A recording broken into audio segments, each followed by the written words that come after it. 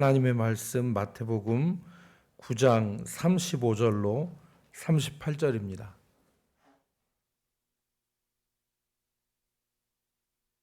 마태복음 제9장 35절로 38절 말씀. 예수께서 모든 도시와 마을에 두루 다니사 그들의 회당에서 가르치시며 천국 복음을 전파하시며 모든 병과 모든 약한 것을 고치시니라.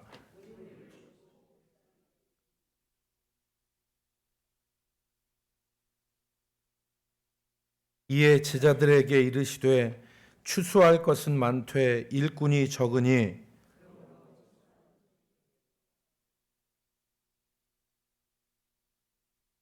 아멘.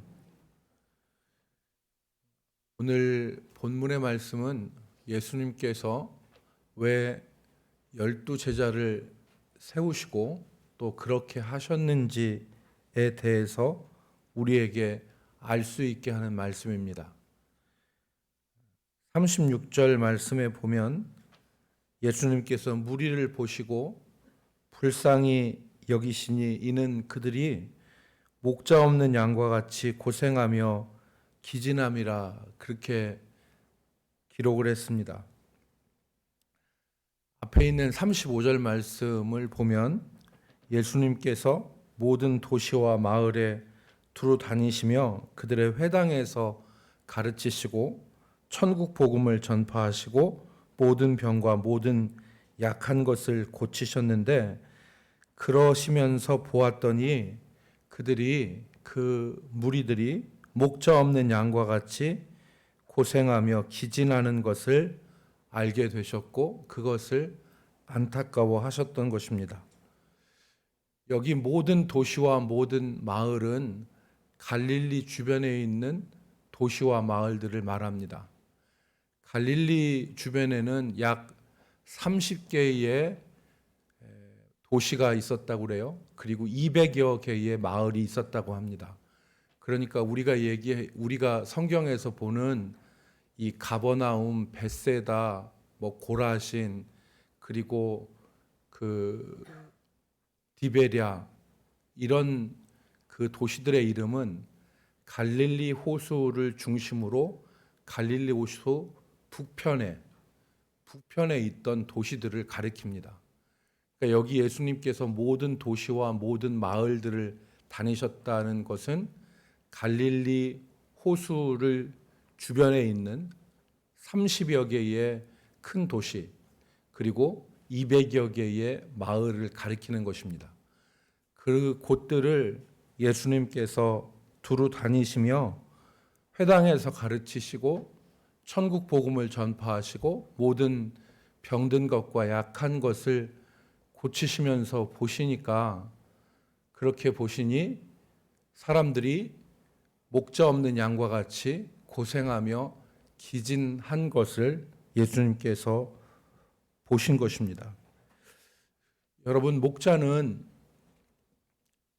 양들을 푸른 초장과 맑은 물가로 인도하는 일을 합니다. 목자는 풀밭으로 인도하고 물가로 인도합니다. 또 그리고 양떼들을 맹수에게서부터 보호합니다. 또 양들이 여러 가지 병든 것과 약한 것이 있을 때 그냥 놔두면 곧 죽게 되지만 그것을 치료할 때 양들은 건강을 회복합니다. 그 돌봄과 보살핌을 하는 사람이 바로 누구냐면 양들의 목자입니다. 그런데 그 양들의 목자가 없을 때 고생하고 기진하는 것은 당연한 일이겠죠. 그러니까 그 당시에 사람들이 목자 없는 양과 같이 고생하며 기진했던 것입니다. 이에 예수님께서 제자들에게 그 양들을 돌볼 일꾼들을 주인에게 보내달라고 그렇게 청하라, 그렇게 말씀하셨는데, 목자를 보내달라고 한 게 아니라 오늘 37절 하반절부터 38절에는 농부의 비유를 하셨습니다. 추수할 것은 많되 일꾼이 적으니 그러므로 추수하는 주인에게 청하여 추수할 일꾼들을 보내주소서 하라, 이렇게 말씀하셨습니다. 그리고 이제 이 9장이 끝난 다음에 10장에 넘어가면 바로 12제자의 명단이 나옵니다. 즉 10장 1절부터 더러운 귀신을 쫓아내며 모든 병든 것과 약한 것을 고치는 권능을 주신 12제자의 명단이 기록되어 있습니다.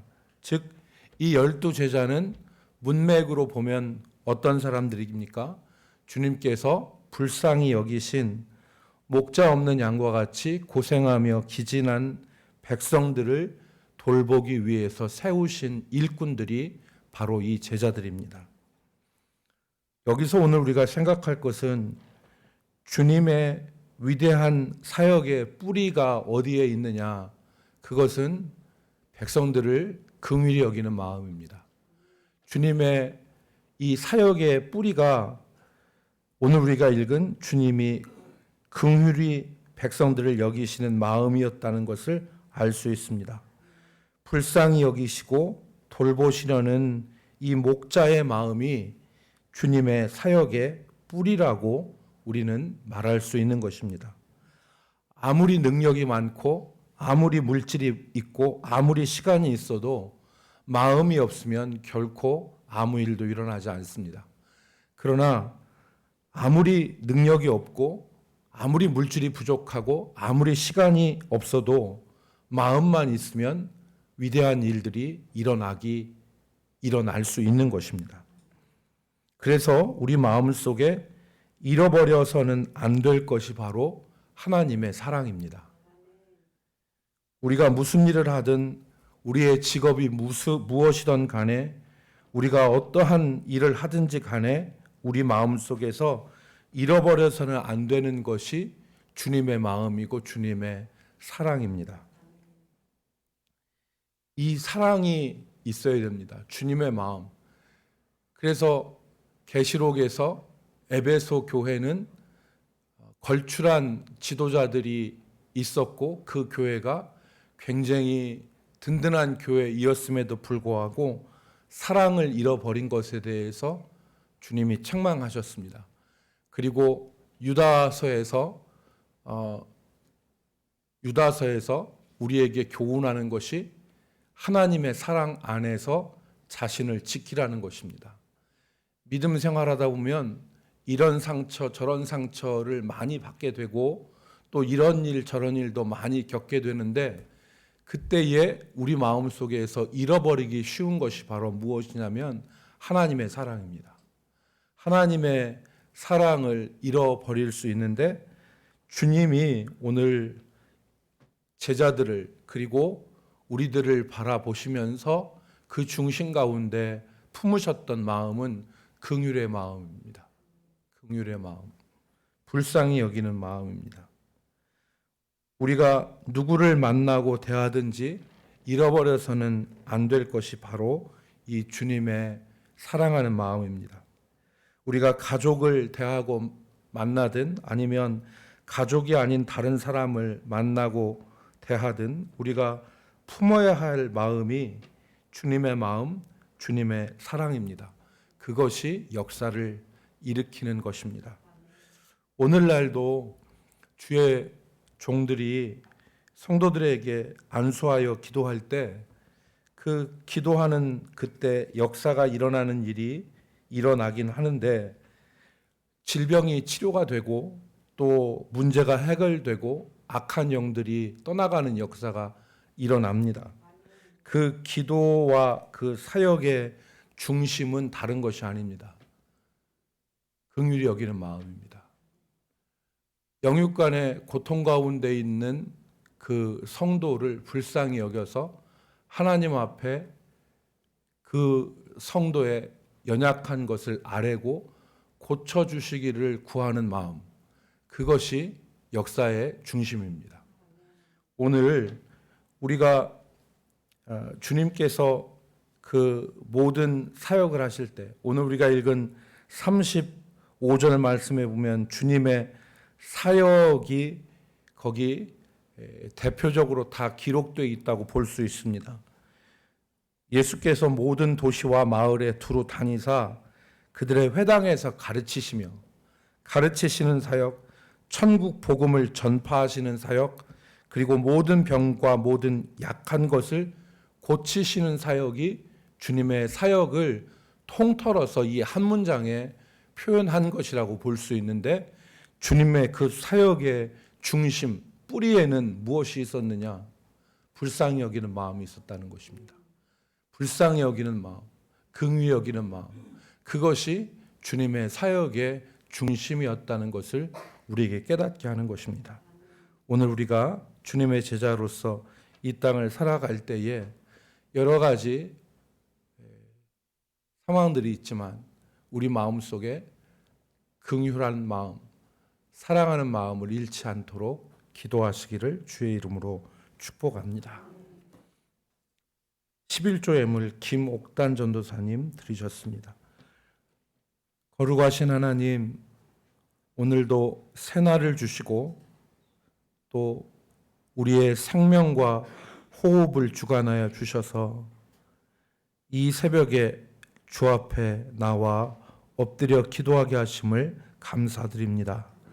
오늘 한날도 주님과 동행하게 하시고 우리의 말과 뜻과 행동이 하나님을 기쁘시게 하는 것들 되기를 소원하오니 주여 우리의 입술을 주장하시고 우리의 마음을 주장하셔서 오늘도 주님 안에서 주님과 동행하며 하나님의 역사와 은혜를 누리며 사는 날이 되게 하여 주시옵소서.